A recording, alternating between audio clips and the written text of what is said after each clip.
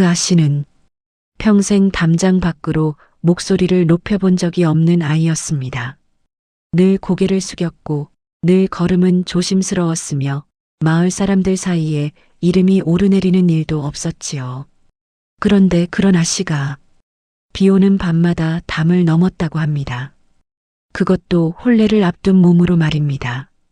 사람들은 말했습니다. 분명 사내가 있을 거라고, 분명 들키면 안 될 정이 있을 거라고. 하지만 그날 밤 그녀가 품에 안고 담을 넘은 것은 사랑만이 아니었습니다. 오늘 이야기는 마을에서 가장 얌전하던 아씨가 왜 비 오는 밤마다 담장을 넘을 수밖에 없었는지에 대한 오래된 이야기입니다. 그 마을에 연우 아씨라는 처녀가 있었습니다. 양반집 외동딸은 아니었으되 집안의 체면을 누구보다 무겁게 짊어진 아이였지요. 아씨는 어릴 적부터 말수가 적었습니다. 웃음소리도 크지 않았고 걸음에도 소리가 없었습니다. 어른들은 그런 그녀를 두고 늘 같은 말을 했습니다. 저 아이는 참 얌전해. 눈길 한번 함부로 주는 법이 없어. 저런 아이는 시집가서도 집안을 편안하게 하겠지. 연우는 그런 말을 들을 때마다 그저 조용히 고개만 숙였습니다. 누가 보기에 그녀는 참으로 반듯한 규수였습니다. 흰 저고리의 깃은 늘 단정했고 머리카락 한 올도 흐트러짐이 없었습니다. 아침이면 안채 마루를 쓸고 저녁이면 어머니의 바느질 실을 정리했습니다. 그녀는 늘 집안에 있었고 늘 시선 아래 있었습니다. 그러니 마을 사람들 누구도 그 아이가 어느 날 밤 담장을 넘으리라고는 상상조차 하지 못했겠지요. 연우의 혼사는 이웃 고을의 부유한 집안과 이미 오가고 있었습니다. 사내는 글을 좀 읽는다 했고 집안은 곳간이 넓다 했으며 무엇보다 연우의 아버지가 그 혼사를 몹시 탐냈습니다. 내가 시집만 잘 가면 우리 집안도 다시 허리를 펴게 된다. 그 말은 부탁처럼 들리지 않았습니다. 거의 명령에 가까웠지요. 연우는 대답하지 않았습니다. 원래 그 아이는 대답보다 침묵에 익숙한 아이였으니까요. 하지만 그 무렵부터였습니다. 비가 오는 밤이면 안채 뒤 담벼락 밑 흙이 이상하게도 자꾸 무너져 있었습니다. 처음엔 고양이 발자국인 줄 알았습니다. 다음엔 도둑이라 수군거렸지요. 그러다 마침내 누군가가 보게 되었습니다. 짙은 빛 속 흰 버선의 치맛자락을 걷어 올린 채 담 위로 몸을 올리는 연우 아씨의 모습을 말입니다. 처음 그 모습을 보니는 연우 곁에서 잔심부름을 하던 어린 계집종이었습니다. 그 아이는 겁에 질린 채 다음 날 아침 늙은 안방 상궁에게 그 일을 털어놓았지요. 분명히 아씨였어요. 등잔도 안 들고 비를 다 맞으면서 담을 넘으셨어요. 처음엔 아무도 믿지 않았습니다. 하지만 며칠 뒤 또 비가 내렸고 그날 밤에도 연우는 사라졌습니다. 이번엔 안채 뒤편에 숨어있던 하인이 그녀가 담 너머로 내려서는 모습을 똑똑히 보았습니다. 젖은 치맛자락, 가슴께에 꼭 끌어안은 보퉁이, 그리고 무엇보다 누군가를 만나러 가는 사람만이 가진 조급하고도 단호한 걸음. 그날 이후 마을에는 수군거림이 번졌습니다. 아씨가 밤마다 담을 넘는데 혼례를 앞두고도 보나 마나 사내겠지. 그렇게 얌전한 척을 하더니 낮에는 인사하던 입들이 밤이면 남의 이름을 잘게 찢어 흘렸습니다. 사람들은 금방 한 사내를 떠올렸습니다. 마을 바깥 개울가에 낡은 대장간을 지키던 청년 하나가 있었기 때문입니다. 이름은 도겸, 양반은 아니었습니다. 부친은 평생 쇠를 두드리며 살았고 어미는 일찍 세상을 떠났지요. 그런데도 그 사내는 이상하게 글을 읽을 줄 알았습니다. 밤이면 누가 버린 책을 주워다 읽고 낮이면 나시며 괜히 부러진 문고리를 고쳐주었습니다. 말수는 적었지만 눈빛은 지나치게 고든 사내였습니다. 그래서였을까요? 사람들은 그를 쉽게 좋아하지 못했습니다. 낮은 신분의 사내가 눈을 내리깔 줄 모르고 사람을 똑바로 바라보는 것이 어떤 이들에겐 버릇 없음으로 보였으니까요. 그리고 그 도겸이 몇 달 전 갑자기 마을에서 사라졌습니다. 관아의 곡식 장부가 어긋난 날 이후였지요. 누군가는 그가 훔쳐 달아났다고 했고 누군가는 억울하게 뒤집어 쓴 거라 했습니다. 하지만 진실은 늘 힘있는 사람 입에서 먼저 굳어지는 법입니다. 도겸 그놈이 창고를 건드렸다더라. 그 말 한마디면 충분했습니다. 그런데 바로 그 사내가 비 오는 어느 날 밤 다시 마을 근처에 나타났다는 이야기가 아주 조용히 아주 늦게 퍼지기 시작했습니다. 사람들은 더는 다른 상상을 하지 않았습니다. 혼례를 앞둔 양반집 아씨와 누명을 쓰고 사라진 대장간 사내. 그거야말로 입에 올리기 좋은 금기였으니까요. 연우와 도겸이 처음 말을 섞은 건 아주 오래전 일이었습니다. 연우가 14시던 해 그녀의 어린 동생이 깊은 열병을 앓았습니다. 집안 어른들은 좋은 의원을 불러오라 부산을 떨었지만 장대비가 길을 막아 아무도 밤길을 나서지 못했지요. 그때 비를 뚫고 나간 사람이 도겸이었습니다. 마을 사람들은 모두 말렸습니다. 개울물이 불었다. 밤길에 나가면 목숨을 잃는다. 하지만 도겸은 아무 말 없이 문 밖으로 나섰습니다. 그리고 새벽이 다 되어 온몸이 젖은 채 의원을 업고 돌아왔습니다. 덕분에 아이는 살았습니다. 그날 연우는 마루 끝에서 그 사내를 처음 제대로 보았습니다. 젖은 머리카락 끝에서 물이 뚝뚝 떨어졌고 손등은 돌에 긁혀 피가 배어 있었지만 그는 살해조차 받지 않고 돌아섰지요. 연우는 그날 처음 알았습니다. 사람이 귀한 것은 입은 옷의 빛깔이 아니라 비를 맞고도 돌아서는 등 뒤에 있다는 것을 말입니다. 그 후로도 두 사람은 가끔씩 마주쳤습니다. 연우는 장독대 뒤편 담 너머로 대장간의 망치 소리를 들었고 도겸은 우물가에 떨어진 연우의 비녀를 주워 말없이 돌려놓곤 했습니다. 말은 길지 않았습니다. 고맙습니다. 조심히 들어가십시오. 그 정도였지요. 하지만 오래된 옛 이야기 속 정이란 것이 반드시 많은 말을 먹고 자라는 것은 아니었습니다. 한 사람의 반듯함과 한 사람의 침묵이 서로를 오래 바라보게 만드는 법도 있으니까요. 문제는 그 정이 자라기 시작했을 즈음 집안의 일이 꼬이기 시작했다는 것이었습니다. 연우의 아버지는 몇 해째 흉년으로 비어가는 곳간을 감추기 위해 관아에서 내려온 구율미 일부를 빼돌렸습니다. 그리고 그 장부를 정리하던 도겸이 우연히 그 사실을 알게 되었지요. 도겸은 입을 다물지 않았습니다. 굶는 사람이 있는데 그 쌀자루를 숨기시면 안 됩니다. 그 말은 틀리지 않았지만 가난한 집 사내가 할 말은 아니었습니다. 며칠 뒤 창고의 자물쇠가 부서졌고 장부 몇 장이 사라졌습니다. 그리고 그 죄는 고스란히 도겸의 몫이 되었습니다. 연우는 알았습니다. 그 장부를 숨긴 사람이 도겸이 아니라 자신의 아버지라는 것을. 하지만 그녀는 그때 아무 말도 하지 못했습니다. 그 침묵이 두고두고 그녀의 가슴을 찔렀지요. 도겸은 쫓기듯 마을을 떠났고 그해 겨울부터 연우는 더욱 얌전한 아씨가 되어버렸습니다. 말하지 못한 사람은 대개 더 조용해지니까요. 도겸이 다시 마을로 들어온 것은 장마가 막 시작되던 해였습니다. 그는 예전보다 더 마르고 왼쪽 어깨에는 깊은 상처를 입은 채였습니다. 그 사내는 대장간으로 돌아가지 않았습니다. 마을 바깥 쓰다 버린 초가 뒤편 허물어진 외양간에 몸을 숨겼지요. 그를 처음 발견한 건 연우였습니다. 비를 피해 처마 밑으로 숨어든 고양이를 따라가다 검은 그림자처럼 웅크린 도겸을 본 것입니다.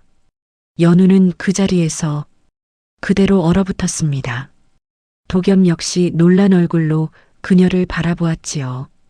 한참 뒤 도겸이 먼저 입을 열었습니다. 아씨는 못 본 것으로 하십시오. 그 목소리가 예전보다 훨씬 낮고 거칠어져 있어 연우는 더 오래 아무 말도 하지 못했습니다. 도겸은 말했습니다.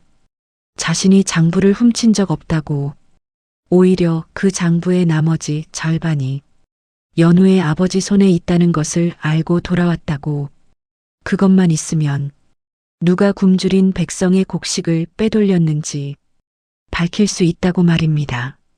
하지만 관아 사람들은 이미 도겸을 범인으로 정해두고 있었습니다. 그가 살아있다는 사실이 알려지는 순간 이번엔 정말 목숨을 잃을 수도 있었지요. 연우는 돌아서려다가 끝내 발을 떼지 못했습니다. 상처가 심합니다. 도겸은 웃지도 않고 말했습니다. 제 상처보다 아씨 발걸음이 더 위험합니다. 그날 밤 연우는 처음으로 담장을 넘었습니다. 손에는 약초를 달인 물과 마른 수건, 밥 한 덩이, 그리고 작은 등잔을 들고 있었습니다. 그 후 비 오는 밤마다 그녀는 담을 넘었습니다. 낮엔 너무 많은 눈이 있었고 맑은 날엔 그림자조차 도망칠 곳이 없었기 때문입니다. 비 오는 밤만이 소리를 가리고 흔적을 씻어주었습니다. 그래서 연우는 하늘이 어두워지고 빗소리가 기와를 두드리면 아무도 모르게 방문을 열고 안채 뒤 담장으로 향했지요. 그녀는 상처를 씻겨주었고 죽 한 그릇을 내려놓았으며 때로는 아무 말 없이 도겸의 곁에 앉아 빗소리만 들었습니다.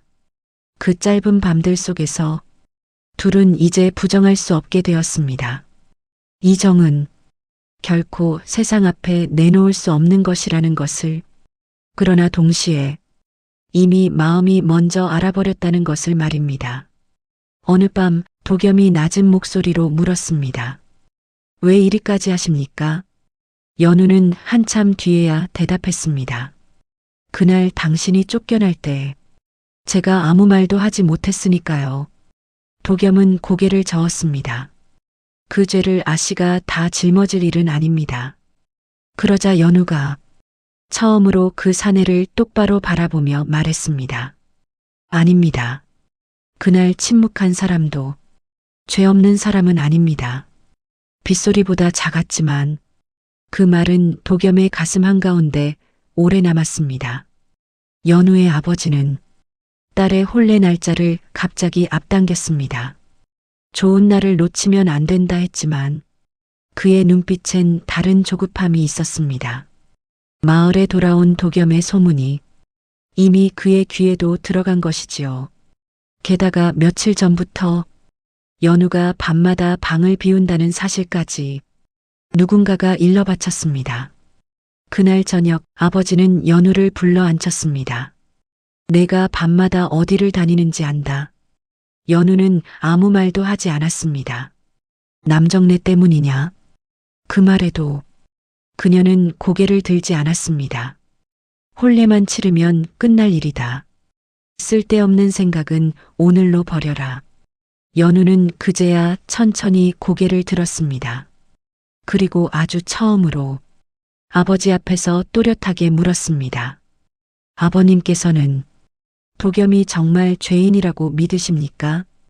방 안의 공기가 순식간에 얼어붙었습니다.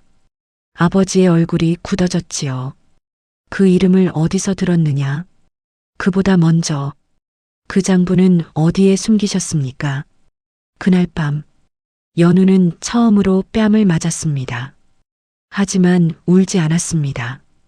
오히려 그녀의 눈빛은 그 어느 때보다 맑고 단단했습니다.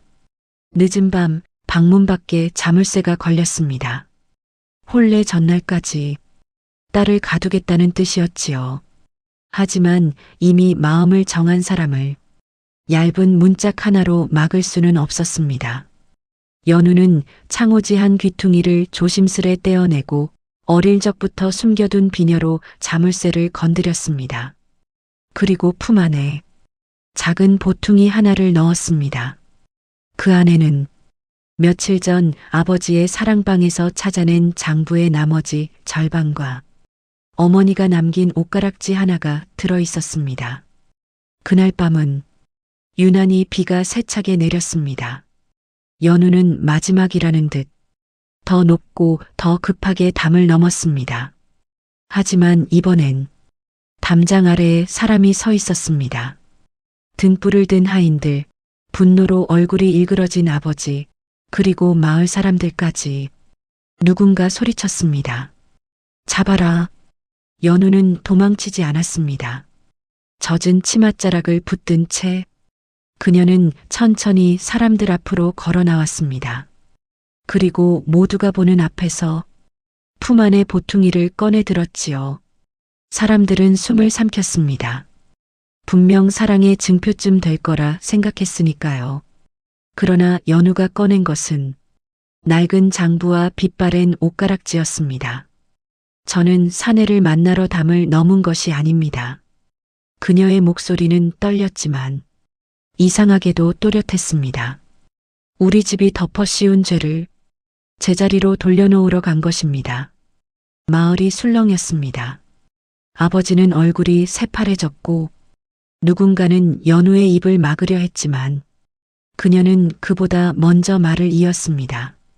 하지만 연우는 잠시 숨을 골랐습니다. 하지만 제가 그 사람을 아끼지 않았다면 이 비를 뚫고 담장을 넘을 용기도 끝내내지 못했을 것입니다. 그 말에 마을은 더 깊이 조용해졌습니다. 누구도 쉽게 그 다음 말을 하지 못했습니다.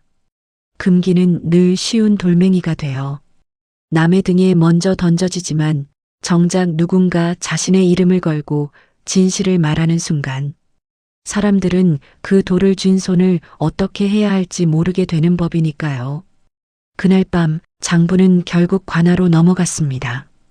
연우의 아버지는 굶주린 백성 몫의 곡식을 빼돌린 죄로 조사받게 되었고 도겸의 누명 역시 조금씩 벗겨졌습니다. 하지만 세상이란 것이 진실 하나 밝혀졌다고 해서 모든 담장을 단숨에 허물어주지는 않습니다. 양반집 규수와 죄인으로 몰렸던 대장간 사내 둘 사이에 놓인 담은 집 담장 하나보다 훨씬 높고 두꺼웠지요. 연우의 혼사는 깨졌습니다. 집안의 체면도 산산이 흩어졌습니다. 사람들은 낮엔 혀를 찾고 밤이면 더 오래 수군거렸습니다. 결국 사내 때문이었대. 아무리 그래도 아씨가 담을 넘다니 얌전한 줄만 알았더니 사람들은 끝내 그녀가 넘은 것이 단지 담장이 아니라 두려움과 침묵이었다는 사실은 잘 말하지 않았습니다. 어느 비 그친 새벽 도겸은 마을을 떠나기로 했습니다. 누명은 벗겨졌지만 그를 반기는 곳은 여전히 많지 않았기 때문입니다. 연우는 이번엔 담을 넘지 않았습니다. 대문 앞까지 직접 걸어 나와 그 사내를 배웅했지요. 도겸은 말했습니다. 아씨 덕에 제 이름은 찾았습니다. 연우는 조용히 웃었습니다. 아니요. 당신이 원래 당신 것이었던 이름을 되찾은 것뿐입니다. 도겸은 한참 망설이다가 작은 쇠방울 하나를 내밀었습니다. 대장간에서 마지막으로 만든 겁니다. 비가 올 때마다 은은한 소리가 나는 풍경이었습니다. 담장 아래 달아두십시오. 연우는 그걸 받아들고 오래도록 내려다보았습니다. 그리고 아주 작게 말했지요. 다음 생이 있다면 비 오는 밤이 아니라 햇빛 뜨는 낮에 만납시다. 도겸은 끝내 대답하지 못했습니다. 대답 대신 천천히 고개를 숙였지요. 그리고 돌아서 걸어갔습니다. 연우는 그 뒷모습이 길 끝으로 사라질 때까지 한 걸음도 움직이지 않았습니다. 세월이 흐른 뒤에도 마을 사람들은 그 이야기를 자주 꺼냈습니다. 대개는 이렇게 시작했지요. 예전에 말이야, 마을에서 제일 얌전하던 아씨가 비 오는 밤마다 담을 넘었다더라. 누군가는 끝내 그 이야기를 흉으로 말했고 누군가는 은근한 탄식으로 말했습니다. 하지만 오래 산 노인들은 가끔 이렇게 덧붙이곤 했습니다. 그 아씨가 넘은 건 산에 보러 간 담장이 아니었어. 자기 집안이 쌓은 죄와 세상이 강요한 침묵을 넘은 거였지. 연우는 결국 다른 혼사를 치르지 않았습니다. 대신 어머니가 남긴 작은 사랑채를 열어 배고픈 아이들에게 글을 가르치고 행상들이 비를 피할 수 있게 처마를 내어주었다고 합니다.